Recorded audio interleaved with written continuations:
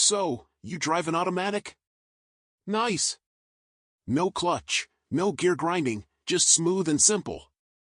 But here's the thing, automatic cars aren't magic, and they definitely aren't indestructible. In fact, a lot of drivers unknowingly abuse them every single day. Let's start with a big one, shifting into park while the car is still moving. Please, don't. That loud clunk you hear? That's your transmission screaming.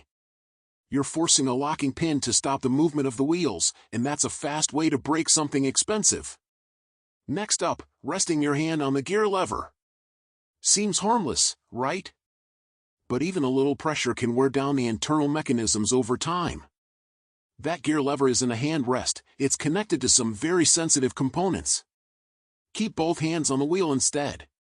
Here's one many people do without thinking, leaving the car in drive while parked.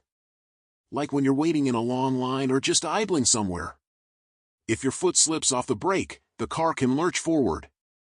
Worse, you're putting unnecessary stress on the transmission. Use neutral or park instead. Then there's the popular but terrible idea of revving the engine in neutral and dropping it into drive. Sounds cool in movies. In real life, it's a fast track to snapping your transmission in half. The sudden jolt can destroy gears and mounts. Ever seen someone drive with both feet? One on the gas, one on the brake? It's a recipe for disaster. It confuses the ECU, wears out your brakes, and increases your risk of accidental acceleration. Automatic cars are made for right-foot-only driving. Another dangerous mistake? Towing your automatic car with the drive wheels on the ground. Even in neutral, the transmission isn't being lubricated if the engine's off. That friction causes serious damage. If you have to tow, use a flatbed or dolly, or check your manual. And finally, ignoring transmission fluid. Just like engine oil, it breaks down over time. Dirty or low fluid equals poor performance, slipping gears, and eventual failure.